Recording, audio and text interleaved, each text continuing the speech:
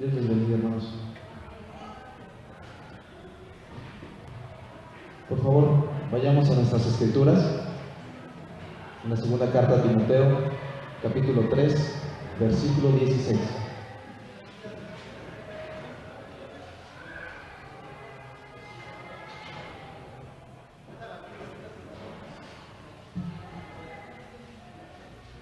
¿Me acompañan con su vista, por favor? Le damos lectura. Segunda carta a Timoteo, capítulo 3, versículo 16. Toda la escritura es inspirada por Dios y útil para enseñar, para redarguir, para corregir, para instruir en justicia. Inclinen su rostro, por favor. Padre, te doy la gloria a Dios porque tu misericordia es grande, Señor. Tú sabes, Dios, la oración repetida que hemos tenido en nuestro corazón y la necesidad, Padre, que tenemos de exaltar tu palabra, Dios. Gracias te doy por este tiempo, por el milagro que has hecho, Señor, de traer a nosotros, Dios, estas enseñanzas tan valiosas, Dios. Gracias, Padre, por tu misericordia y tu amor a tu iglesia, Dios, que no la merecemos, Padre. Abre el entendimiento de mis hermanos y aún usa nuestras vidas, la vida de mi hermano Iván y la mía, Señor, para dar estas enseñanzas, Dios, que vienen en tu palabra. A ti es la gloria, Dios, en el nombre de Jesús. Amén.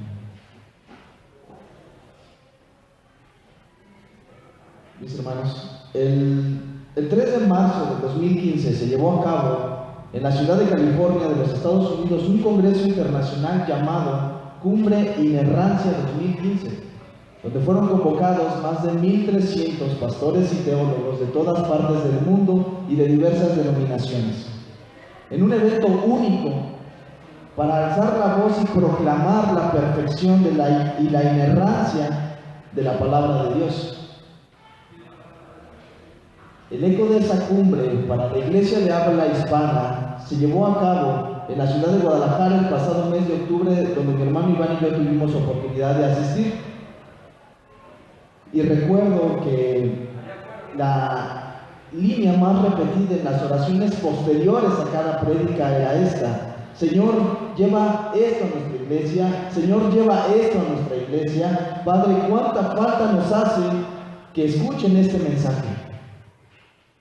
Y Dios ha sido fiel con nosotros. Dios ama a Monte Oreb y ha permitido que aún en el mismo año en el que empezó este congreso tendremos el privilegio de escucharlo proclamado para defender a las Escrituras y nosotros de compartir con ustedes nuestra propia iglesia. Y es prudente comenzar explicando qué quiere decir con inerrancia. Quiere decir que no tiene, comete o existe error alguno. Inerrancia es una doctrina que consiste básicamente en la falta de error o de fallas en las Sagradas Escrituras, las que, al ser inspiradas por Dios mismo, siempre dicen la verdad y nunca se equivocan. Eso es la inerrancia. Pero, ¿por qué decimos que la Biblia es inerrante? Y es necesario, primeramente, hablar de Dios y su perfección, como su atributo. Es necesario mencionar primeramente que la perfección de Dios es que significa que no hay nada bueno, deseable o valioso que no lo tenga Dios y que lo tenga en un grado absolutamente ilimitado. Dice el Salmo 18:30, en cuanto a Dios, perfecto es su camino y acrisolada la palabra de Jehová. Escudo es a todos los que en él esperan, porque ¿quién es Dios sino solo Jehová? ¿Y qué roca no hay fuera de nuestro Dios? Dios es el que me ciñe de poder y quien hace perfecto mi camino. Dios es perfecto, su camino es perfecto y él mismo hace perfecto el camino de aquel que es humilde. Entonces, la Biblia es inerrante porque Dios es perfecto y Dios es el autor de las Escrituras. Si recuerdan nuestro texto base con el que iniciamos, el 2 de Timoteo capítulo 3, versículo 16, dice: toda la Escritura es inspirada por Dios.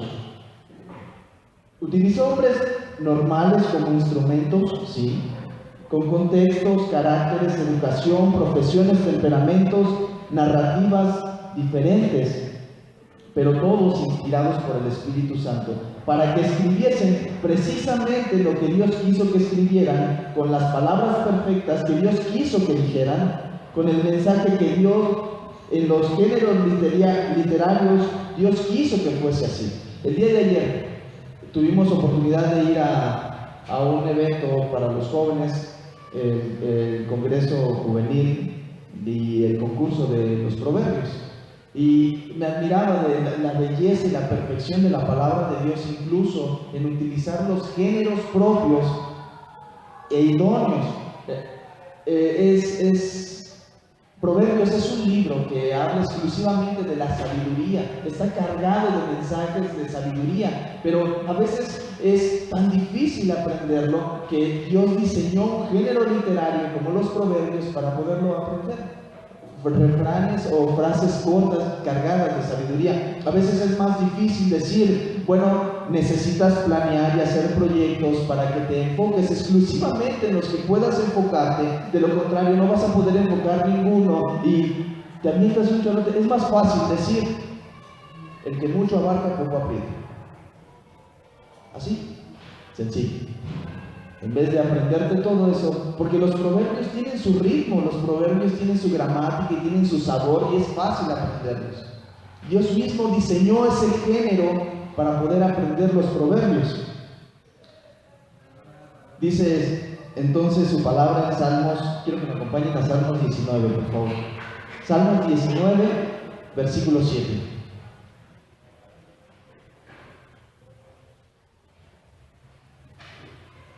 Cuando lo tengan, por favor, dicen un amén para saber que ya lo tienen. Salmos 19, versículo 7.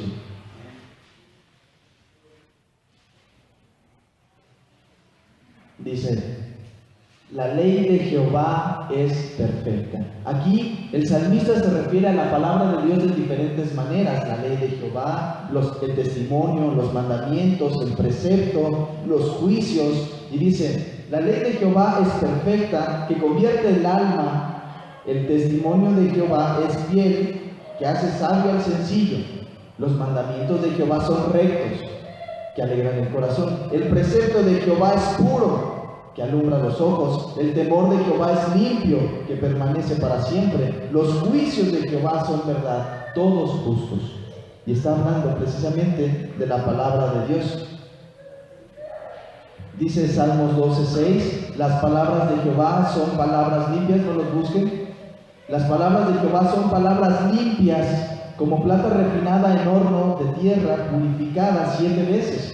Salmos 119, 140 dice, sumamente pura es tu palabra y la ama tu siervo. Entonces, si Dios es perfecto, todo lo que hace Dios es perfecto, Dios es el autor de la Biblia, por lo tanto, la Biblia es perfecta. Y quiero darles un ejemplo, como desde el principio, las palabras que Dios redactó en el primer libro, en el primer capítulo, en el primer versículo, son las palabras idóneas y perfectas que no se pueden cambiar. El hombre que ven en la pantalla se llamó Herbert Spencer. Fue un hombre magnífico, estudió filosofía, ingeniería civil, psicología, medicina, física, tuvo un montón de profesiones. Y este hombre estipuló que todo lo que existe entra en una categoría de cualquiera de estas 5, y en este orden. Todo lo que existe puede ser tiempo, acción, fuerza, espacio y materia. Todo, lo que quieran mencionar, lo que pueda venir a su mente entra en cualquiera de estas 5 categorías. Entonces quiero que vean Génesis 1:1 a partir de esta idea, de esta clasificación. Tiempo. En el principio, eso es tiempo. Creó, eso es acción. Dios, eso es fuerza. Los cielos, eso es espacio. Y la tierra, eso es materia. Cada palabra escrita es perfecta e inerrante en las Escrituras. desde el primer capítulo, desde el primer versículo.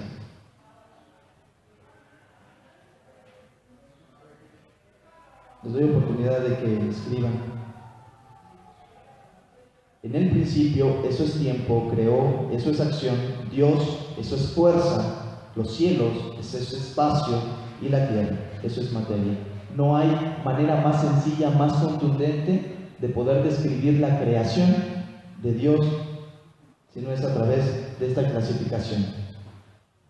Ahora bien, por si tenían duda, nada más de que la palabra de Dios no es perfecta, Salmos 8:9 dice: oh Jehová, nuestro Señor, cuán grande es tu nombre en toda la tierra, cuán grande es tu nombre en toda la tierra. Y Salmo 138:2 dice: me postraré hacia tu santo templo y alabaré tu nombre por tu misericordia y tu fidelidad, porque has engrandecido tu nombre y tu palabra sobre todas las cosas. Dios mismo ha enaltecido su palabra al nivel de su nombre. Tanta valía tiene para Dios la palabra de Dios como lo tiene su nombre mismo, porque su palabra es perfecta. Y no es casualidad que la palabra misma de Dios es la que ha sido víctima del ataque de Satanás todo el tiempo, desde el principio. Desde el principio, la mayor estrategia de Satanás es atacar la palabra perfecta de Dios. En el principio, Satanás ha tenido un énfasis por atacar, desvirtuar y transgiversar la palabra de Dios. En Génesis 3, 4 y 5 leemos: entonces la serpiente dijo a la mujer, en relación a lo que Dios le había dicho a la mujer, al hombre, a Adán, que le dijese a su mujer, que el día que comieres de este fruto, ciertamente morirás. Eso fue la palabra de Dios. Y Satanás dijo, entonces la serpiente dijo a la mujer: no moriréis. Eso no es cierto. Está desvirtuando, está transgiversando la palabra de Dios, sino que sabe Dios que el día que comáis de él serán abiertos vuestros ojos y seréis como Dios, sabiendo el bien y el mal. O sea, la palabra de Dios no quiere decir lo que quiso decir, y le da una interpretación diferente, y ese siempre ha sido el ataque de Satanás, detener el avance de la palabra. Y si no puede detener el avance de la palabra, busca cambiarla, y si no puede cambiarla, trata de mezclarla, y si no logra mezclarla, sugiere que la reinterpretes, y si no logra que la reinterpretes, busca diluirla, y si no puede diluirla, logra distraerte, pero siempre el ataque es hacia la palabra de Dios. Y quiero que vean cómo a partir de que Satanás permite que se desvirtúe la palabra misma de Dios, es que han surgido tantas sectas, empezando con el catolicismo romano. El catolicismo romano ha dicho que el Papa es el representante de Cristo en la tierra, el único que puede tener una relación íntima con Cristo, el cual recibe revelaciones y mandamientos específicos de parte de Jesucristo. Por eso la autoridad papal está al tamaño de la palabra. Entonces el catolicismo romano dice: sí, tenemos la Biblia más los libros deuterocanónicos, pero tenemos al mismo nivel de la palabra lo que diga el Papa. Eso es lo que dice el catolicismo romano. Y sabemos todas las herejías y desviaciones que han tenido. Los mormones tuvieron sus orígenes con un cristiano, salió de nosotros, llamado Joseph Smith. Bueno, no era de nosotros, bien dice el pastor. Salió de nosotros, pero no era de nosotros. Joseph Smith, lo pueden ver en el recuadro de abajo a la izquierda. Hermano Iván, ¿me ayudas un poquito a centrar? Ya. Joseph Smith.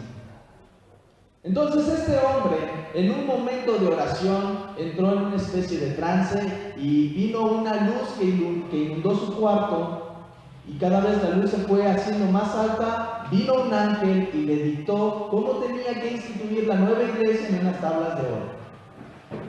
No es casualidad que este hombre se depravó completamente, tuvo más de 40 esposas, y entonces los mormones pueden tener la poligamia. Y podemos ver cómo, al despreciar la palabra de Dios, al no creer y no conocer la inerrancia que tiene la palabra de Dios y al buscar revelación adicional, al no ser suficiente la palabra, que Dios mismo ha enaltecido el tamaño de su nombre, entonces, como dice Romanos 1:18, porque la ira de Dios se revela desde el cielo contra toda impiedad e injusticia contra los injustos que detienen la palabra, que detienen la verdad. Los testigos de Jehová, de la misma manera, salieron de nosotros, pero no eran de nosotros. Los testigos de Jehová creen que traducieron la Biblia a su propia versión. Y solamente hay pocos quienes pueden estudiar la Biblia. Por eso ellos casi no estudian la Biblia, lo único que estudian son sus folletitos, porque ya hubo alguien quien le dio la interpretación con base en su iluminación o su revelación adicional. Entonces ellos tienen la palabra. Bueno, regresando, los mormones tienen la Biblia, sí, más el libro del Mormón. Está a la misma altura. Los testigos de Jehová tienen la Biblia, sí, más la Atalaya. Y los adventistas, que de la misma manera empezó con William Miller, quien hizo una reinterpretación de Daniel y dijo que no, que las cosas no son como está estipulado en nuestra doctrina, que entonces las semanas de Daniel representan una fecha en donde el Señor Jesucristo iba a venir, pero sorpresa, pues no llegó en la fecha en la que él dijo, y después su esposa, autoproclamándose profeta, Elena White, que es la imagen que estamos viendo, dijo que su esposo no quiso decir que era la segunda venida de Jesucristo, sino más bien era el momento de hacer la nueva institución de la iglesia correcta. Y así surgen los mormones. Perdón, los adventistas.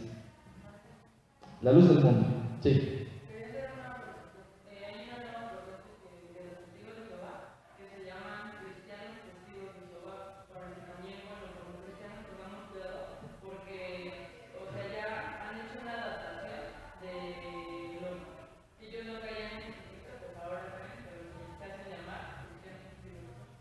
Sí, una de las herejías que cometen la teología de los testigos de Jehová es precisamente la deidad de Cristo y que no forma parte de la Trinidad. De hecho, no creen en la Trinidad.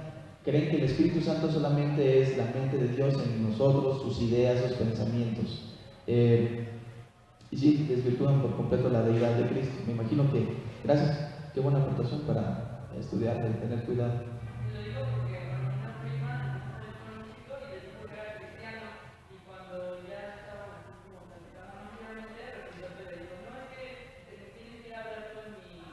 Anciano.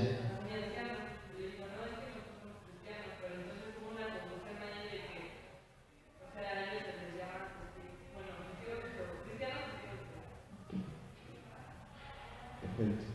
Gracias, bien. Sí, aquí en esta parte de foto, no nos dejemos tan fácilmente engañar, porque muchos de estos grupos, exactamente en el afán, ¿verdad?, de ganar adeptos, tratan de permear la doctrina cristiana, incluyendo argumentos que de alguna manera favorecen a la expansión de su doctrina. Entonces ellos dicen, bueno, somos cristianos porque creemos en Jesucristo. Pero aguas, Jesucristo no es Dios. O sea, Jesucristo no es Dios, o sea, no nos confundamos.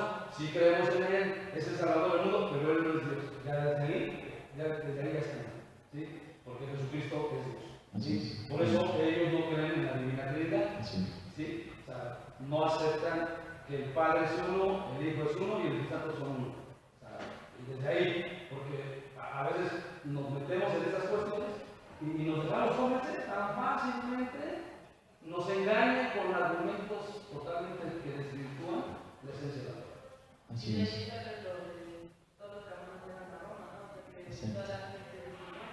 El ecumenismo, básicamente, ¿no? Es el mismo Dios. Y fíjate, bien lo decía ayer, cuando nos acompañaste al Congreso de Proverbios, decía el pastor esposo de la hermana que predicó, a veces tenemos una imagen falsa de Dios y estamos adorando al Dios que no es el Dios de las Escrituras. Y ahí la importancia de conocer las Escrituras. No solamente se refiere cuando dibujas una imagen y la pegas y la adoras o la esculpes, sino también la imagen que tienes en la mente de Dios. Si no es la correcta, no estás adorando a Dios. Estás adorando a un ídolo y Dios aborrece la idolatría.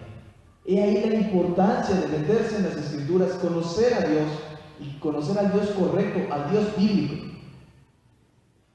Y esto es lo que sucede. Bueno, en La Luz del Mundo lo mismo.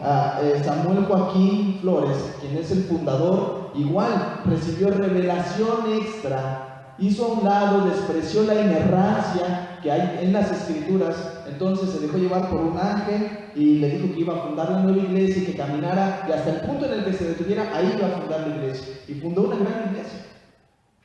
Y desafortunadamente en la iglesia se le adora más a Aarón Joaquín, porque le cambiaron el nombre. Según el ángel, que era Aarón, y su hermano, que fue el que heredó la iglesia, se llama Josué. Y lo adoran más a él que incluso al mismo Cristo. El 50% de los signos de La Luz del Mundo están alabando más a Aarón Joaquín que a Jesucristo. Una completa aberración. Y eso es lo que sucede cuando no se entiende la inerrancia de las Escrituras. Cuando la Biblia no es suficiente y se pone el pie en una pendiente descendiente que termina en el juicio mismo de Dios por despreciar su revelación más preciosa, que incluso ha elevado al nivel de su nombre. ¿Qué vamos a estudiar en este congreso de inerrancia? ¿Qué estudiamos?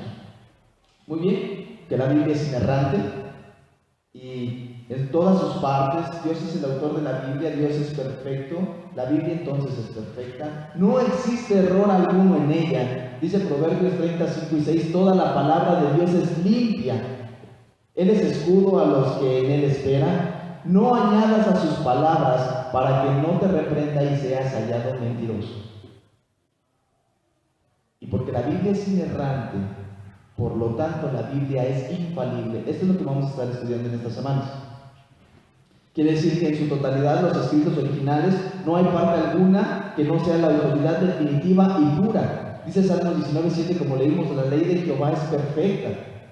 Si la Biblia es inerrante, por lo tanto está completa, de tal manera que nada se le puede quitar o añadir. Apocalipsis 22, 18 y 19, yo testifico a todo aquel que oye las palabras de la profecía de este libro, si alguno añadiere a estas cosas, Dios traerá sobre él las plagas que están escritas en este libro. Y si alguno quitare de la palabra del libro de esta profecía, Dios quitará su parte del libro de la vida y de la santa ciudad y de las cosas que están escritas en este libro.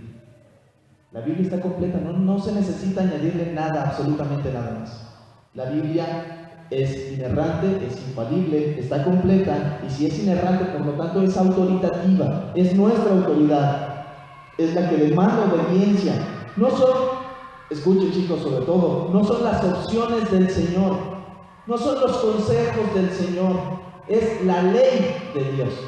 Es autoritativa, demanda y exige obediencia. No es una opción adicional, no es una filosofía en la que te puede ir mejor. Dice en Gálatas 3:10, porque todos los que dependen de las obras de la ley están bajo maldición, porque pues escrito está, maldito todo aquel que no permaneciere en todas las cosas escritas de la ley, maldito para hacerlas. Santiago 2:10, porque cualquiera que guarde toda la ley, pero ofendiere un punto, se hace culpable de todos. La ley demanda obediencia, no es una opción. Si la Biblia es inerrante, por lo tanto la Biblia es suficiente y puede hacer por nosotros y en nosotros todo lo que necesitamos para ser salvos y ser instruidos y recibir las instrucciones precisas para una vida en santidad y una vida piadosa. No necesitamos más. La Biblia es suficiente porque la Biblia es inerrante. Y si la Biblia es inerrante, es eficaz. Es eficaz. Hará exactamente todo lo que dice que hará. Isaías 55:11, así será mi palabra que sale de mi boca, no volverá a mí vacía, sino que hará lo que yo quiero y será prosperada en aquellos para que le envíe. Si la Biblia es inerrante, por lo tanto la Biblia es determinante. Y esto quiere decir que la Biblia misma y la respuesta que nosotros damos hacia ella determina incluso nuestro futuro y nuestra vida. Primera de Corintios 9, antes bien, como está escrito, cosas que ojo no vio, ni oído oyó, ni han subido en corazón de hombres, son las que Dios ha preparado para los que le aman. Pero el hombre natural no percibe las cosas que son del Espíritu de Dios, porque para él son locura, y no las puede entender porque han de discernir espiritualmente. Juan 8:47, el que es de Dios, las palabras de Dios oye. Por eso no las oís, porque no sois de Dios. Jesús hablando. La Biblia es determinante. Conforme a nuestra actitud ante ella, es lo que va a determinar nuestra vida, tanto en este presente, en esta vida, en esta tierra, como en un futuro. Ahora bien, para el modo en el que se va a desenvolver este índice temático en el Congreso, tanto en la Cumbre Inerrancia 2015 en California como en Guadalajara, cuando asistimos mi hermano Iván y yo, hubo un espacio para preguntas y respuestas, y es muy edificante, porque muchas preguntas se levantan a partir de tocar el punto de la perfección de las Escrituras. Desafortunadamente aquí no tenemos el tiempo para hacerlo, de sentarnos o de sentar a los pastores y que por favor nos respondan cada una de nuestras dudas sobre donde creemos que la Biblia erra o falla. Pero sí podemos hacer la misma mecánica. Si en el transcurso de las clases ustedes empiezan a tener dudas, las escriben, nos las dan y en la siguiente clase las analizamos, las respondemos y las exponemos. Porque igual su duda puede ser la de algún otro hermano. Y así cumplimos con este requisito y esta mecánica tan edificante de las preguntas y las respuestas. Muy bien. Entonces, acordamos que la Biblia es inerrante porque Dios es perfecto, porque Dios es el autor de las Escrituras, porque Dios no puede mentir, según Hebreos 6:18. Usted se pregunta, ¿hay cosas que Dios no puede hacer? Sí. Dios no puede pecar. Dios no puede autonegarse a sí mismo. Dios no puede mentir. Es imposible que Dios mienta, dice Hebreos 6:18. Entonces, el mensaje general de la Biblia es perfecto. Dios es perfecto, es el autor de la Biblia, Él hace todo perfecto, por eso la Biblia es perfecta. Y el mensaje, el que contiene las Escrituras, es Jesucristo. Y Jesucristo es perfecto. Por eso la Biblia es perfecta. En todos sus libros, la Biblia muestra a Cristo. Desde Génesis, el sacrificio que Dios hizo para vestir los cuerpos de Adán y Eva y cubrir su vergüenza, era la sombra de lo que Dios iba a hacer. Desde Génesis hasta Apocalipsis, cuando el único cordero inmolado de Dios sea el digno de abrir el libro con sus 7 sellos. Toda la Escritura habla de Cristo. Y quiero leerles una apertura que tuvo un doctor en teología, el pastor Sadrach Lopez. Esto fue por ahí de los 1700. Lo vieron en un congreso y le dijeron, pastor, por favor, queremos que abra el congreso. Y de manera improvisada, él describió a su Cristo, a su Señor. Y quiero que pongan mucha atención, sobre todo en la primera línea. Este es mi rey, Sadrach Lopez.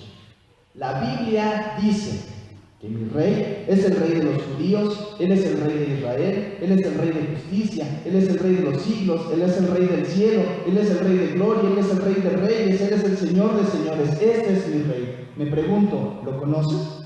Mi rey es un rey soberano, no hay manera de medir su amor ilimitado. Es permanentemente fuerte, es enteramente sincero, es enteramente firme. Él es inmortalmente lleno de gracia, Él es imperialmente poderoso, Él es imparcialmente misericordioso, Él es el más grande fenómeno que jamás haya cruzado el horizonte de este mundo. Él es el Hijo de Dios, Él es el Salvador de los pecadores, Él es la pieza central de la civilización, Él es incomparable, Él es la más alta idea de la literatura, Él es la mayor personalidad de la filosofía, Él es la doctrina fundamental de la verdadera teología, Él es el único calificado para ser el Salvador todo suficiente. Y yo me pregunto si lo conoces.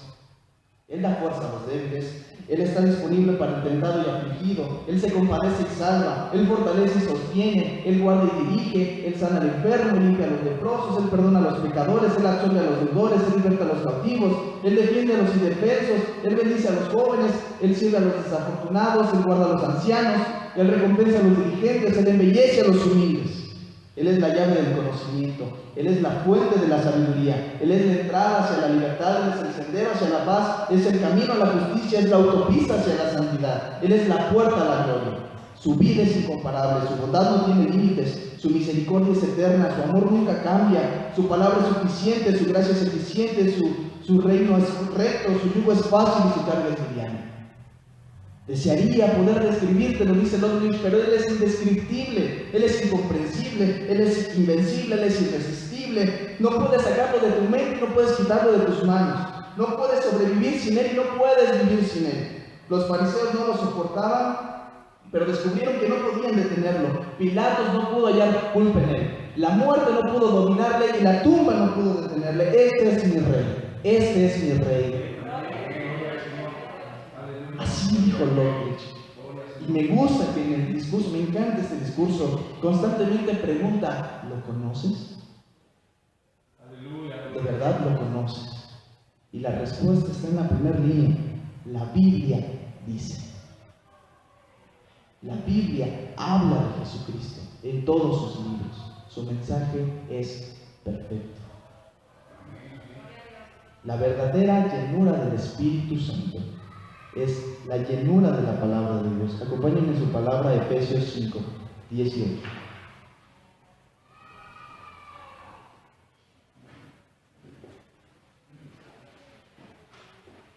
Efesios 5, 18. Un puritano de 1600 llamado Thomas Watson dijo que la Biblia es como un diamante. Solamente se puede cortar con un diamante. Y la Biblia es el diamante único. Entonces la única manera en la que la Biblia se puede cortar a sí misma es consigo misma. La manera en la que la Biblia se puede interpretar es a sí misma. La Biblia es específica en unas áreas, cuando en otras es más gris, que no podemos entender qué dice. La Biblia se explica a sí misma, es la regla número 1 de la hermenéutica. Efesios 5, 18. Vamos a ver qué dice. No os embriaguéis con vino, en lo cual hay disolución, antes bien sed llenos del Espíritu Santo. El apóstol Pablo, escribiendo a los Efesios, está polarizando, está disparando a una distancia lejana el estar embriago y el estar lleno del Espíritu Santo. Cosas completamente diferentes. Estar lleno del Espíritu Santo es estar completamente sobrio, en pleno en tus facultades, en tu razonamiento y en tus sentidos. No tiene nada que ver con la embriaguez.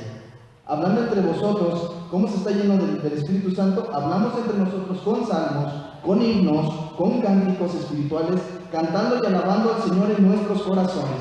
Cuando estás gozoso, cuando estás alegre de todo lo que Dios te ha dado, y estás alabando constantemente su nombre, y estás agradecido por todo, dice el versículo 20, dando siempre gracias por todo al Dios y Padre en el nombre de nuestro Señor Jesucristo. Quiero que vean la estructura. Habla aquí Pablo de estar lleno del Espíritu Santo, que no tiene nada que ver con la embriaguez. Después, habla de qué es estar lleno del Espíritu Santo. Alabar con himnos, con cánticos espirituales en nuestros corazones, dando gracias a nuestro Señor y Padre por nuestro Señor Jesucristo. Y esta es la base entonces, para ahora sí, empieza a hablar sobre los roles en la familia, someteos unos a otros, las casadas estén sujetas a sus maridos, como al Señor. Y quiero que me acompañen también a Colosenses.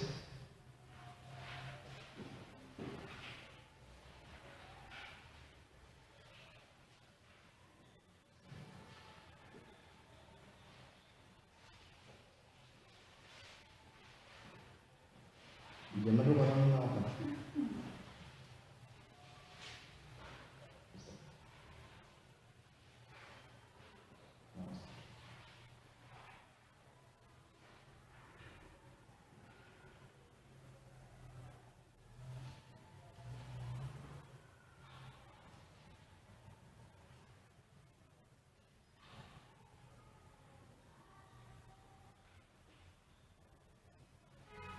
Colosenses 3:16. Por favor.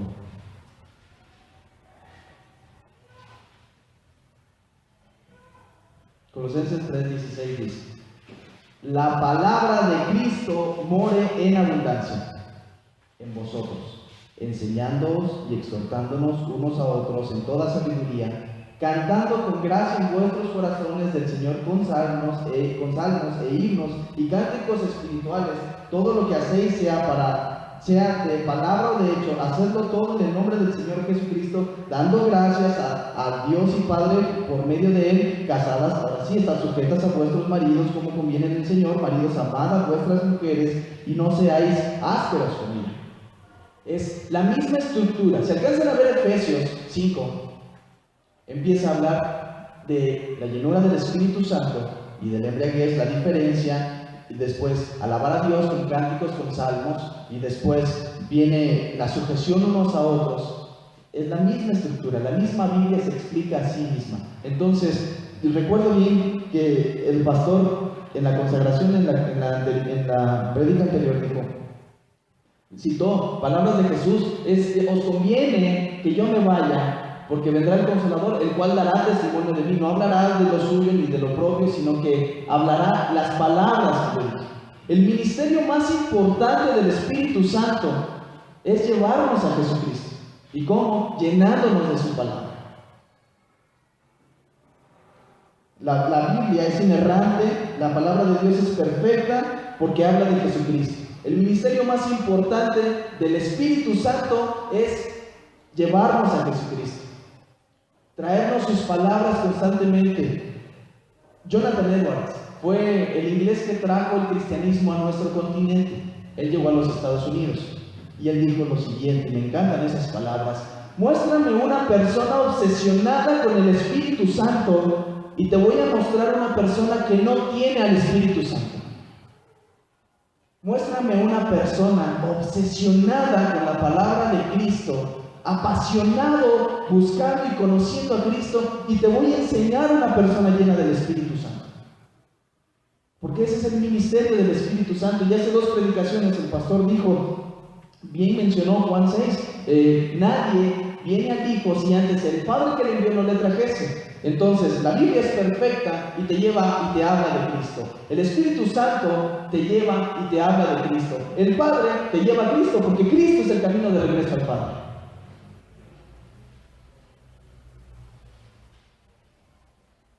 Por eso vemos que la Biblia es inerrante y la Biblia es perfecta. Dios es perfecto, Dios es el autor de la Biblia, Dios no puede mentir. El mensaje general de la Biblia es perfecto, Jesucristo. La verdadera llenura del Espíritu Santo es estar lleno de la palabra. Por lo tanto, la palabra tiene que ser perfecta. Y quiero terminar con un pasaje que todos lo busquen, por favor. Mateo 4:25.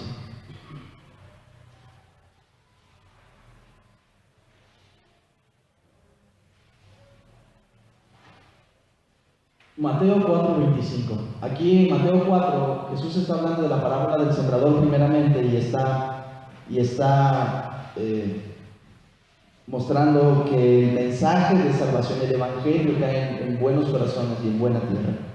Y continúa hablando durante todo el pasaje, en todo el capítulo, sobre varias parábolas diciendo exactamente lo mismo. En el versículo 24, si no me recuerdo, habla de los que son oidores de la palabra, los que ponen atención a la palabra, los que cuidan lo que escuchan.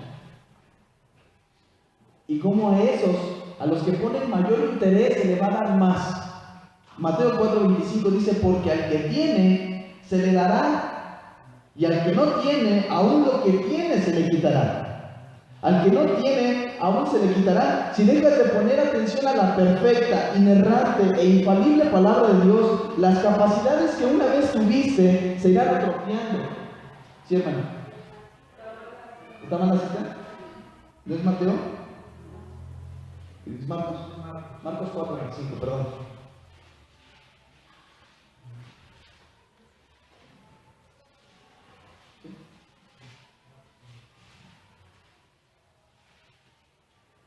¿Lo tiene?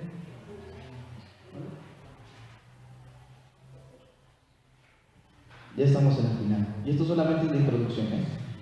Esto solamente es la introducción. La preintroducción. Ahorita van a ver qué banquete con mi hermano Iván. La verdad está buenísimo. Cada palabra de la Biblia es perfecta. Cada palabra está en donde tiene que estar. Y dice esta cumbre de inerrancia: si cada palabra es inspirada, cada palabra debe ser predicada. ¿Sí? Marcos 4:25. Ahora sí estamos en el mismo versículo. Porque al que tiene se le dará, y al que no tiene aún, lo que tiene se le quitará. Y si dejas de poner atención a la perfecta, inerrante, infalible palabra de Dios, las capacidades que una vez tuviste se irán atrofiando. De verdad, lo dice la palabra. Y tarde o temprano terminarás perdiendo lo que una vez tuviste. Y cuando has descuidado su lectura diaria de las Escrituras, es como el clásico argumento, y lo he escuchado, es que ya se le pasó su primer amor. Como si fuese una ley que se te tiene que ir el primer amor. Como si fuese una efervescencia que va a bajar.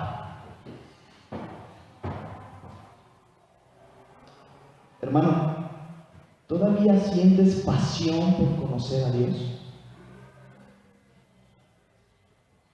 Porque al que tiene, por otro lado, dice el pasaje, en la medida en la que te esfuerzas por entenderla y ponerla por obra, más aún se te añade, dándote más entendimiento de la palabra y más satisfacción en Jesús y más necesidad de conocerle más a ese hermoso Salvador que por la gracia de Dios ha llegado a tu vida. Pregunta, Montoret, ¿eso es lo que está pasando en tu vida? ¿O es al revés? ¿Puedes recordar un momento en tu vida en el que sentías más pasión por Cristo de lo que sientes ahora? Porque si es así, hermano, yo te ruego que detengas ese proceso de decaimiento volviéndote a Cristo, sumergiéndote en su palabra, tomando en los próximos domingos, auxíliate de estas enseñanzas. Vuélvete a predicar el Evangelio. Recuerda a tu corazón que Cristo es precioso. Recuerda a tu corazón que no hay nada en el mundo, nada que no pueda compararse con Él. Corta de raíz con esas cosas del mundo que están apagando tu pasión, que están matando tu hambre de la palabra de Dios. Córtalas de raíz, sácalas de tu vida que no vale la pena. Apaga la tele, apaga el internet. Y en dependencia del Espíritu Santo, vuelve a la Biblia. Lleva a tu familia a la Biblia. Y te suplico que después de que tomes esta clase, o este congreso, o estas prédicas, le decían a Jonathan Edwards, ¿cuál es la diferencia entre una prédica y una clase? La diferencia es la pasión y el sentido de urgencia con el que das el mensaje. Esto es una clase amplia. Creo que la aplicación y la exhortación, la motivación, tiene que ser con un sentido de urgencia y compasión. Pon mucha atención en los próximos domingos y no te vayas como regresaste esta mañana. Así los dejo con mi hermano Iván. Dios les bendiga.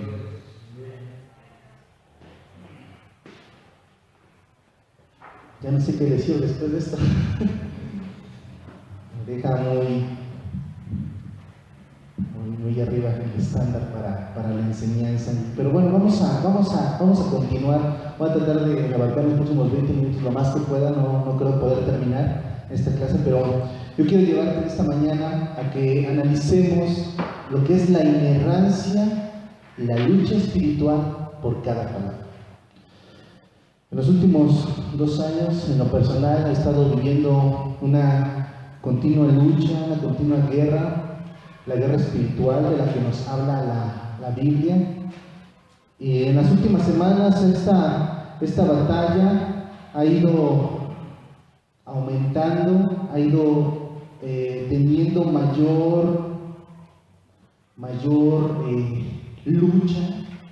Y en esta mañana yo quiero llevarte a entender cuál es la batalla espiritual, la batalla en la que tú y yo estamos sumergidos por la inerrancia de la Biblia. Y no creas que cuando yo te hablo de lucha espiritual, te estoy hablando que en la noche se me subió el muerto, no te estoy hablando que encontré cosas raras ahí en la puerta de mi casa, no te estoy hablando que me peleé con mi esposa, que tuve problemas en el trabajo, que me equivoqué, no. Estoy hablando de la lucha espiritual que la Biblia enseña, que es por la palabra de Dios.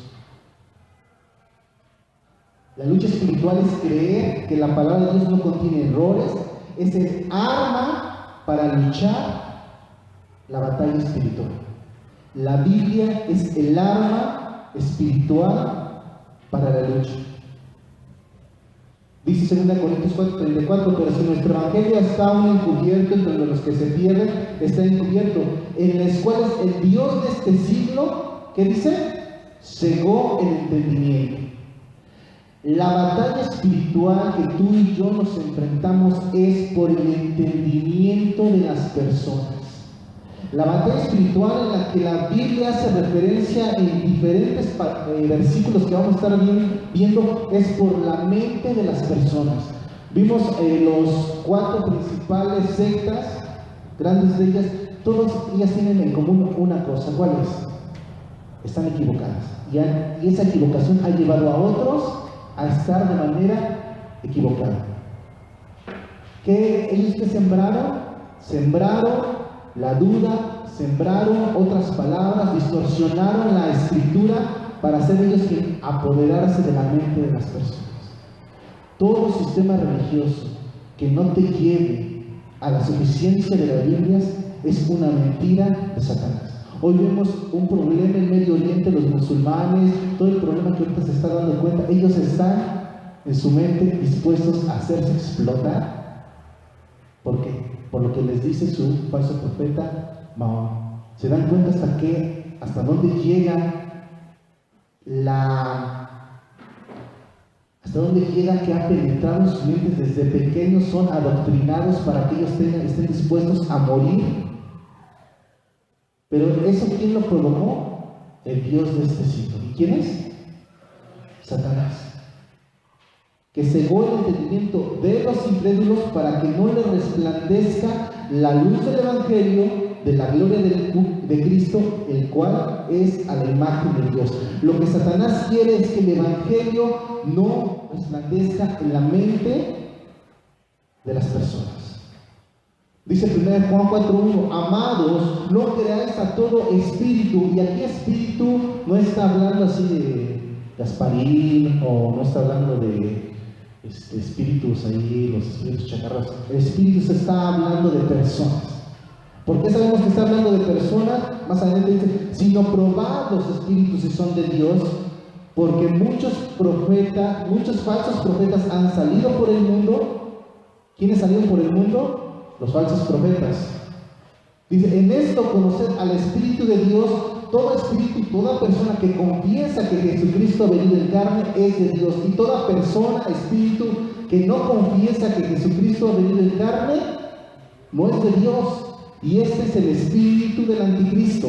Es la forma de pensar, el cual vosotros habéis oído que viene y que ahora ya está en el mundo. Las personas que se dieron cuenta, algo que todas estas sectas es que denigran la persona de Jesucristo. Todas las creencias tienen menos a Jesucristo. Dice en la versión de Dios habla hoy, queridos hermanos, no crean ustedes a todos los que dicen están inspirados por Dios.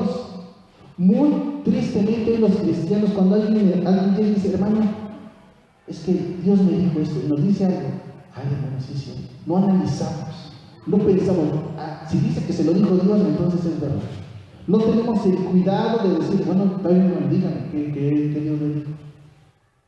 No tenemos el cuidado de decir, queridos hermanos, no crean ustedes a todos los que dicen están inspirados por Dios, sino pónganlos a prueba. ¿Y qué es ponerlos a prueba? Escuchar y ver si lo que dice está en armonía con lo que la palabra de Dios. Cuando nosotros estamos aquí compartiéndoles, nosotros estamos hablando pensamientos, estamos diciendo palabras. ¿Y ustedes qué tienen que hacer? Probar. Lo que el hermano está diciendo, sí está bien. ¿Por qué? Porque vamos conociendo a las escrituras, vamos conociendo la Biblia. sino póngalos a prueba, a ver si el espíritu que hay en ellos es de Dios o no, porque el mundo está lleno de falsos profetas. Nosotros solamente tocamos 4 grandes grupos religiosos, 4 o 5. Hay más de 1000 sectas, sectas chiquitas, sectas grandotas. De esta manera pueden ustedes saber quién tiene el Espíritu de Dios. Todo el que reconoce que Jesucristo vino como hombre verdadero tiene el Espíritu de Dios. El que no reconoce así a Jesús no tiene el Espíritu de Dios. Al contrario, tiene el Espíritu del Anticristo. Ustedes han oído que ese Espíritu ha de venir, pues bien, ya está en el mundo. La batalla espiritual es por la mente, por el conocimiento, por el razonamiento de las personas. Dice 2 Corintios 10:3-5, pues aunque andamos en la carne, no militamos según la carne. Eso quiere decir, no es con nuestras propias fuerzas. Dice, porque las armas de nuestra milicia no son carnales, o sea, no son de esta carne, no son cosas físicas, dice, sino poderosas en Dios para la destrucción de fortaleza, derribando argumentos y toda altivez. La destrucción de fortalezas es la destrucción de argumentos. Y argumentos es una palabra griega que quiere decir logismos. Logismos son formas de pensar, formas de concebir. Lo que las personas creen es lo que nosotros debemos de derribar.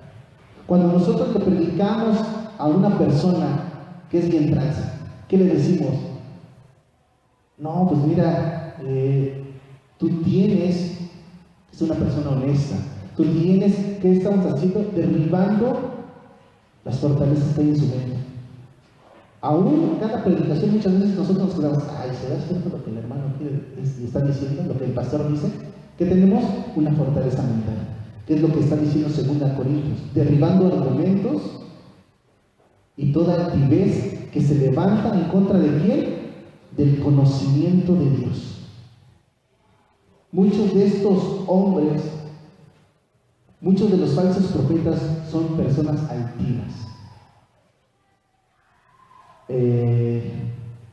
Más adelante vamos a ver algunas más características de los falsos profetas. Dice, los logismos son argumentos, pensamientos, razonamientos, sistemas de creencias falsos.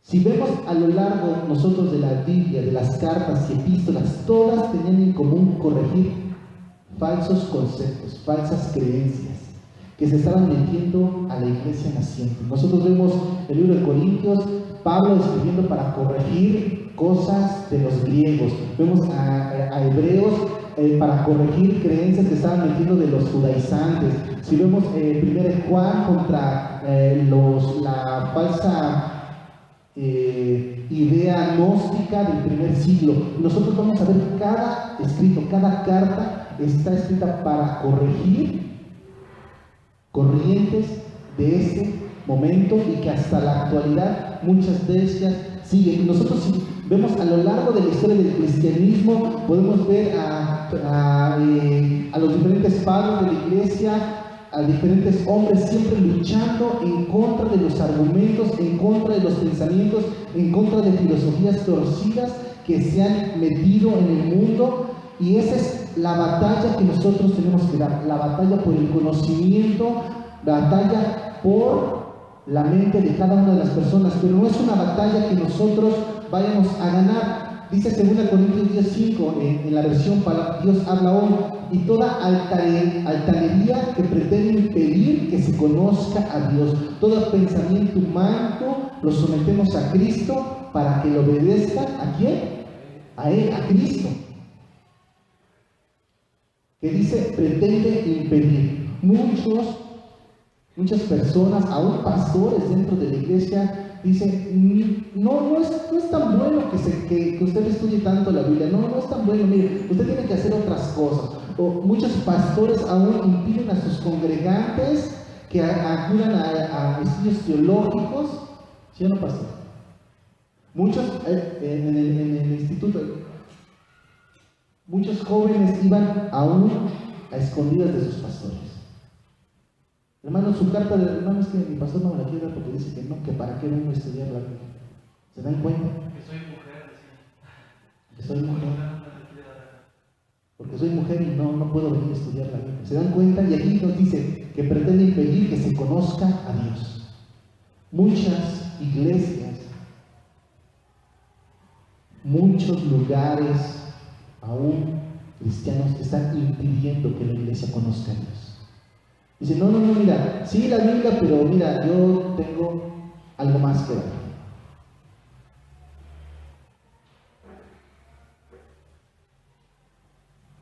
Muchas personas están más interesadas en cosas espectaculares. Hermano, es que yo quisiera ver acá como que descendiera fuego del cielo y que cayera maná, todas esas cosas que la Biblia enseña que ocurrieron. Pero muchas veces estamos más entusiasmados en ver cosas espectaculares que en estar contentos con lo que la Biblia dice. Muchos dicen, hermano, es que tengo problemas y siento que el Señor ya no está conmigo, y le dije al Señor, mira Señor, si tú mañana me llaman a las 5 de la mañana, voy a creer que tú estás conmigo. ¿Algunos han escuchado ese tipo de testimonios?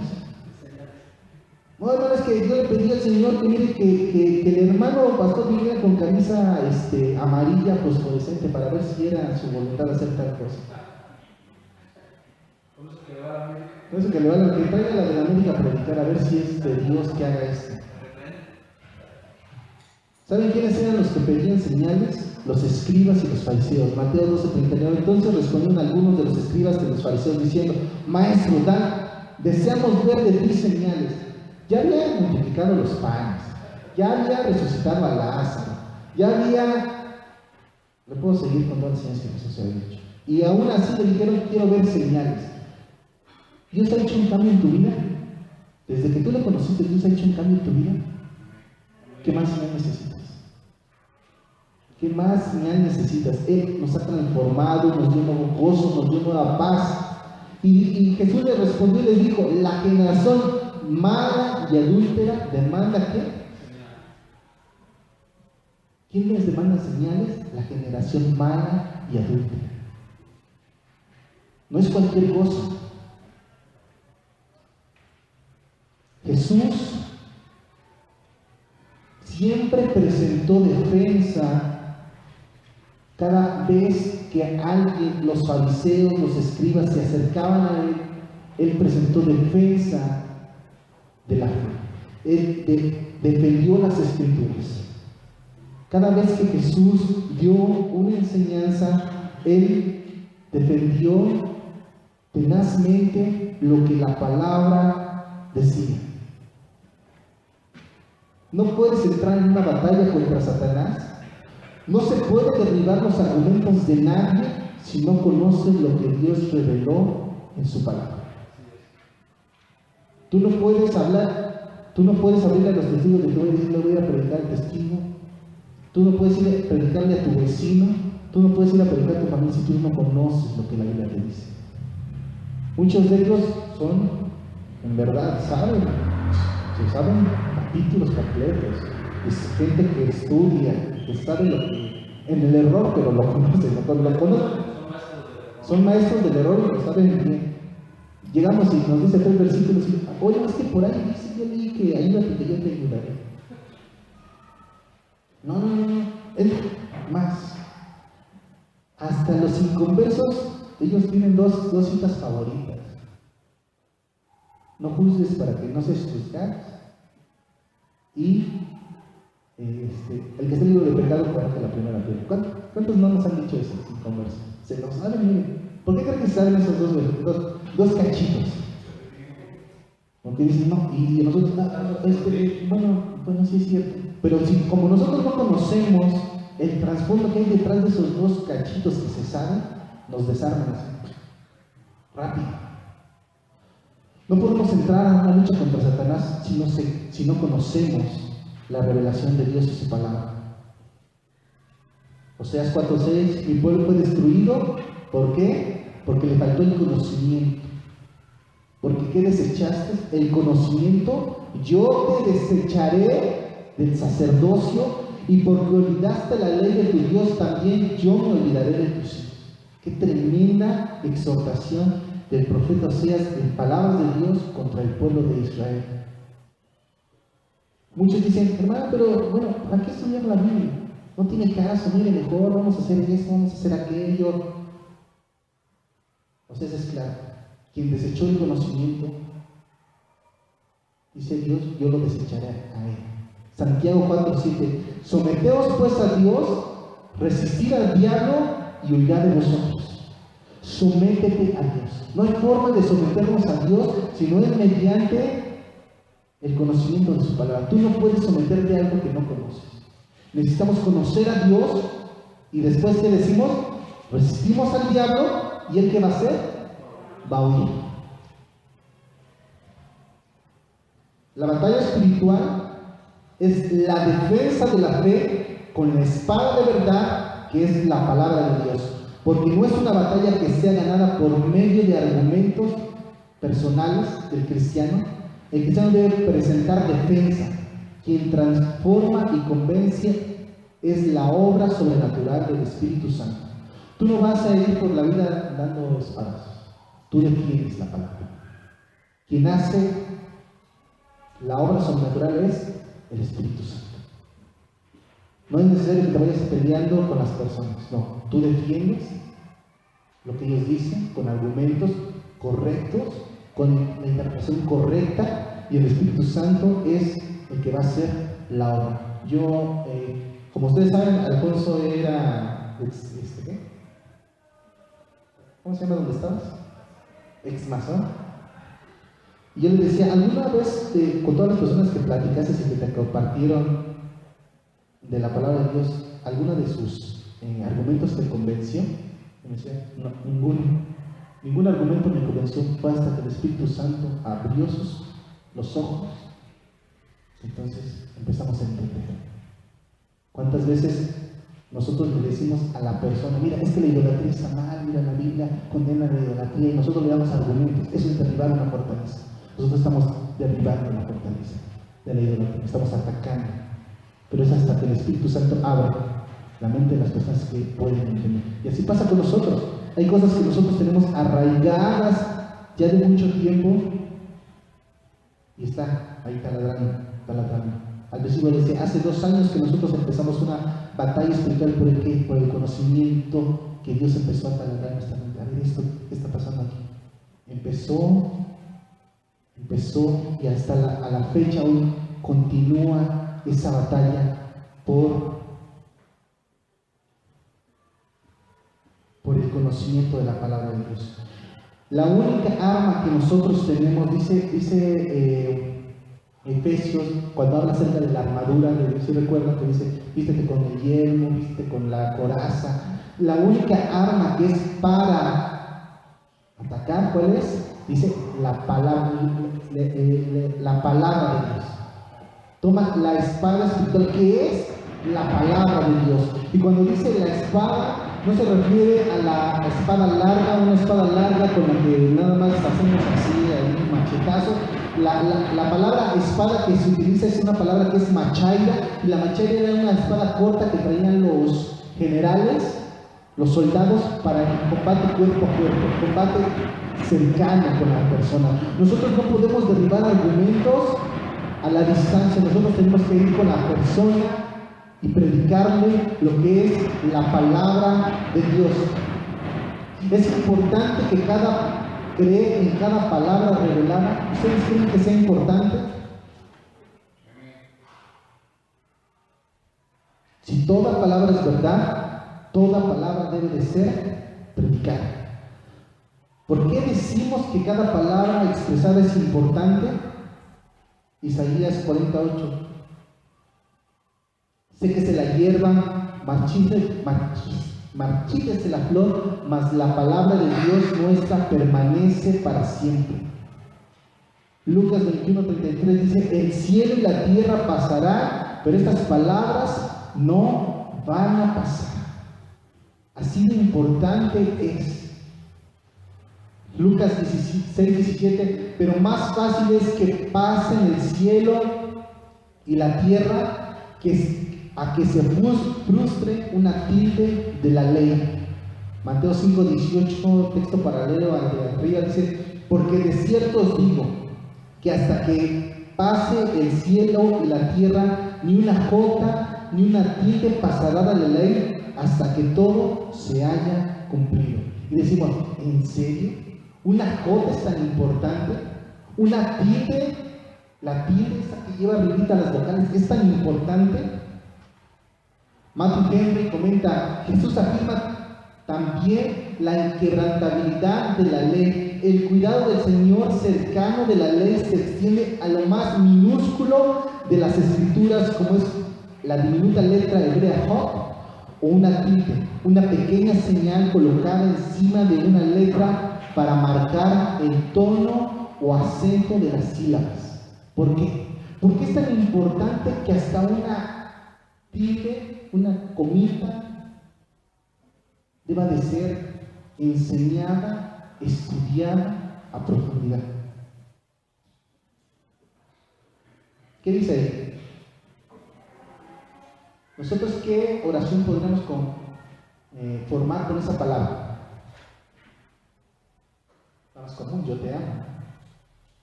Ahora, si nosotros le ponemos un acento ahí, ¿qué dice? ¿Y esto qué? ¿Cambió algo?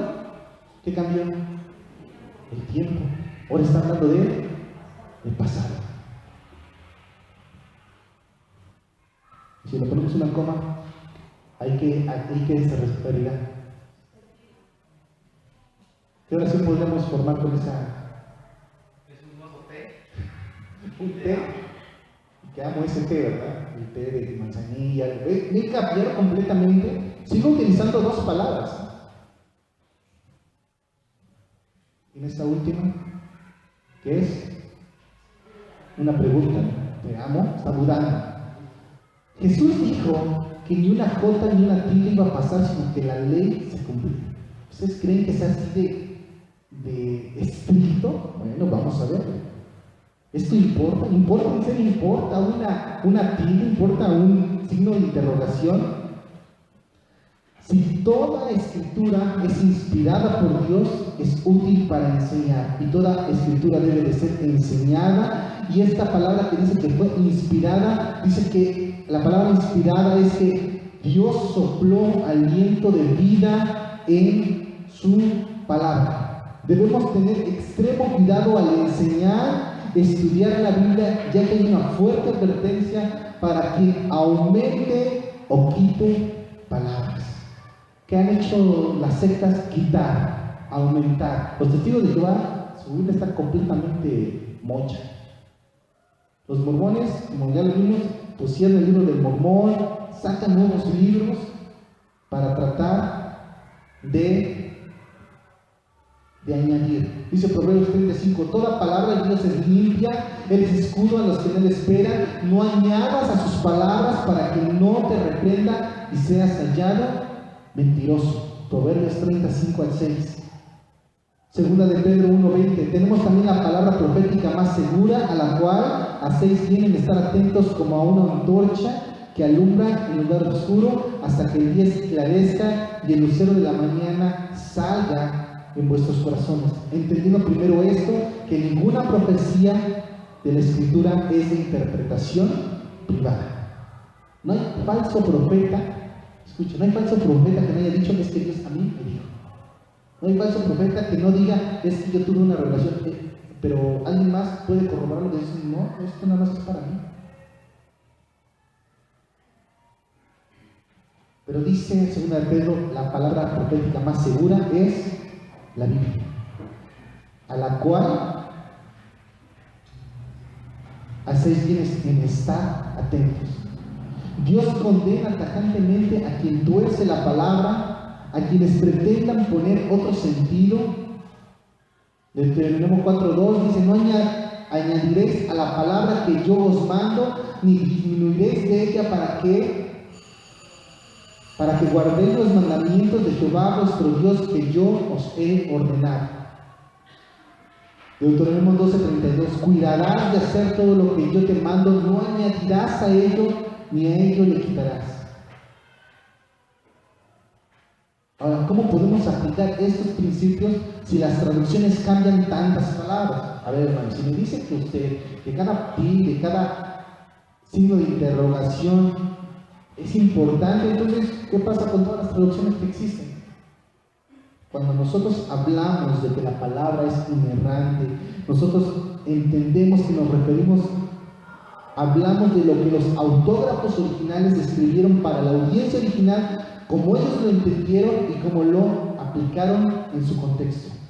Por esto es importante una preparación de quien expone el mensaje, debe entender el texto, explicar el texto y aplicar el texto. Nosotros cuando decimos la palabra de Dios es inerrante, no nos referimos a traducciones, nos referimos a lo que los originales hablaron, están escritos, los códices. No pudimos ver una mejor introducción que las 4 sesiones que tuvo nuestro hermano Amisadai explicando lo que era el canon. Si recuerdan que él explicó cómo se dio la autentificación de cada escrito del Antiguo Testamento, del Concilio de Yahweh, todo eso que ya vimos, y después la parte de la reforma también fundamental para entender la parte de la inerrancia. Todo esto es una larga introducción de casi 6 dominicales que llevamos, porque es lo que nosotros entendemos. La Biblia es inerrante, no las traducciones. Las traducciones muchas veces cambian algunas palabras, hay buenas traducciones y hay mejores traducciones, y por eso es importante que cuando nosotros estudiamos la Biblia, nosotros vayamos a varias fuentes para tratar de comparar. Si se dan cuenta, ahorita yo puse la versión de Dios habla hoy, que se entiende un poco mejor, tiene un lenguaje más práctico, y así vamos a estar viendo diferentes traducciones para nosotros poder entender mejor lo que Dios quiere dar en su palabra. Nosotros vimos lo que es la sola escritura, que la Biblia es la única regla infalible de la fe, doctrina y la práctica, que la enseñanza de la Biblia es suficiente para que las personas acepten a Jesucristo como Señor y Salvador, y haciendo lo que ella dice, alcancen la vida eterna. Nosotros, todos nuestros conceptos de moral que nosotros tenemos están basados en lo que la Biblia dice. Nosotros, ¿por qué sabemos que la homosexualidad está mal? Porque la Biblia dice. Si nosotros vamos por nuestros propios razonamientos, digamos, bueno, podría ser buena, podría ser mala, bueno, creo que sí es bueno, que 2 hombres la tolerancia, que 2 hombres que el amor, tantos argumentos, tantas barreras que se están presentando en la actualidad. Nosotros decimos, bueno, no está mal, Dios los hizo así, Dios los ama, o sea, todos esos son argumentos, pero la escritura es tancante al condenar el homosexualismo, la Biblia es tancante en condenar el adulterio. Hoy el adulterio para muchos, bueno, podemos tener una pareja libre, donde los dos podemos tener otras parejas, que no es nuevo, pero que actualmente se está retomando con muchísimo más fuerza. Nosotros debemos recordar que la Biblia nos enseña, que dijo Jesús, como en los días de Noé. Así se estarán dando en casamiento, casándose y dándose en casamiento cuando llegó el diluvio. Dice, así va a ser los últimos días. Y lo que nosotros vemos en la sociedad es simplemente algo que va a seguir en decadencia, en decadencia. Pero nosotros tenemos que tener argumentos. Nosotros tenemos que tener el Espíritu de Dios en nuestra vida para poder nosotros hablar a otras personas. Nos vamos a quedar aquí, pero quiero que se quede en su mente y en su corazón. La próxima semana vamos a ver cómo Jesús defendió ante 2 de los grupos más poderosos religiosos, que eran los fariseos y los saduceos, una doctrina esencial, como era la doctrina de la vida después de la muerte, basado solamente en el tiempo de un verbo. Vamos a ver cómo cada palabra, cada acento es importante para nosotros entender que la Biblia es inerrante. ¿Sí? Vamos a dejarlo hasta aquí porque comenten que no quiero carrerear, porque lo que viene es importante que nosotros entendamos. Nosotros debemos de confiar en la Biblia, ella es suficiente, autoritativa para nuestras vidas. Amén. Vamos a hacer una oración en esta mañana, y que lo que se ha expuesto usted lo pueda ver en su hogar, en los apuntes, repase los textos, estudie los textos, Si tiene preguntas, alguna pregunta que le surge en la semana, hermano, pero a ver, ¿por qué si la Biblia dice aquí y acá dice otra cosa, que aquí nos está contradiciendo? Vamos a ver dos ejemplos acerca de supuestas contradicciones en la Biblia y cómo debemos darle una correcta interpretación, porque es algo que se basa en muchos estudiosos acerca de que no es que mira, la Biblia tiene errores, y aquí dice una cosa y acá dice algo diferente. No, la Biblia nunca se contradice. Y vamos a ver algunos ejemplos, porque muchas veces nos dicen, mira, es que aquí la Biblia se contradice, y nosotros, ay, mira, no me había dado cuenta que decía eso. Entonces nosotros necesitamos ver por qué la Biblia, si decimos que no tiene errores, no tiene errores. Amén. Vamos ahora, amantísimo Padre que estás en los cielos, Dios, en esta hora queremos agradecerte porque tu amor y tu misericordia, Dios, nos prestas, Dios, la vida, nos prestas aliento, Dios, para estar en esta hora aquí en tu casa, Padre. Queremos agradecerte, Dios, por cada una de la vida de mis hermanos, Dios, que ellos crean, Dios, crean que el libro que tienen en sus manos, Dios, es hermoso, porque fue inspirado por ti, porque fueron escritos por hombres, Dios, a los cuales tú usaste, y que ese libro, Dios, es un libro, Dios, sin errores. Dios puede confiar completamente, Dios, que lo que dice ahí es verdad y que tú cumplirás cada una de tus promesas, Padre. Gracias, Dios, porque tú eres bueno, Dios, y por tu amor y tu misericordia, Padre. En el nombre de tu amado, nuestro Señor Jesucristo. Amén. Dejo de estudiar a mi hermano y Dios le bendiga.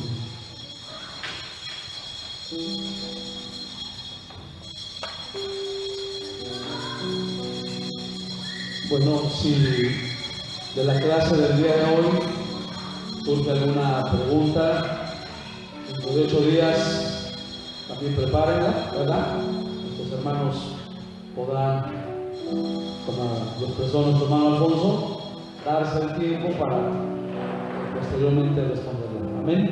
Sigamos aplicando, conociendo, estudiando, sigamos aprendiendo de la palabra del Señor. Hay que memorizar la palabra del Señor. Amén. Esto es útil, bastante útil para nuestra vida. Hoy vivimos una de las épocas más peligrosas, diría el apóstol Pablo, para los últimos tiempos.